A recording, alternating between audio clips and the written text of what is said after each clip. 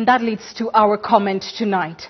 It is 25 years since we went to Beijing at what was the 4th Coordinated Global Women's Meeting.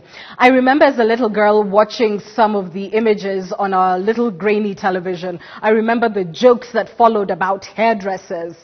I remember how those women were mocked by men and other women for simply wanting equality. So 25 years later, what's changed? Unfortunately, not nearly enough.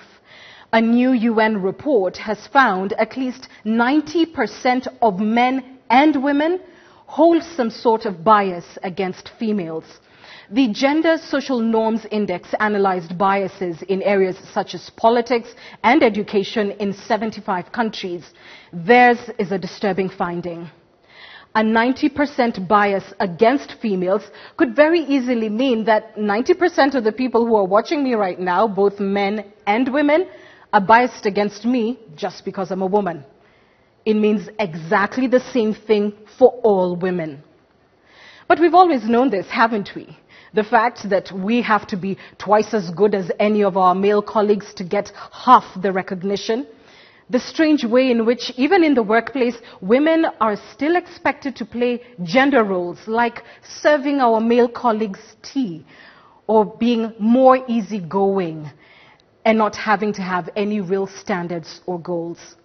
So this statistic, that at least 90% of men and women are biased against females, should explain why even in the most educated generation, gender work is still so critical.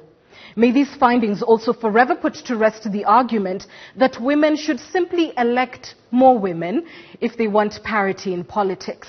How can they, when they've been raised and even indoctrinated in a patriarchal society where male means better, capable, worthy, and female at the very end of the day means servitude?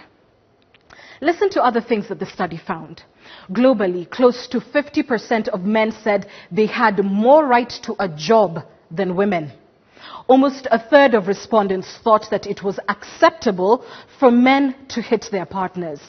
And the most obvious finding of them all, that there are no countries in the world with gender equality, not even the United States, not the UK, none. This is why affirmative action remains critical in a world where 90% of the time, everyone and everything appears rigged against one gender. It is against this backdrop that on this day we recognize and celebrate the women who have continued to defy the odds to make their mark on society. From warriors like Mekatilili Wamenza to Wangari Maathai to our contemporary sheroes. We also recognize that empowering women is not about disempowering men, no. Calling for gender parity in all fields, including political representation, should not mean leaving our sons behind. And so on this day, we call on state and non-state actors to note that gender work must also focus on men if we're going to create a world in which women can be safe or judged on their merit. Finally, as the country contemplates amending the constitution, any change must deliver for the women of Kenya and for their families in very practical terms.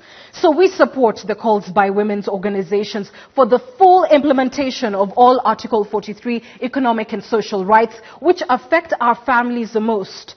We agree that the right to food, water, health, education and housing must be implemented in full. We support the calls to entrench the protection of women and girls against sexual and gender-based violence. And I absolutely support their calls for 50-50. That's our punchline. We're taking a short break. We're back with more after this.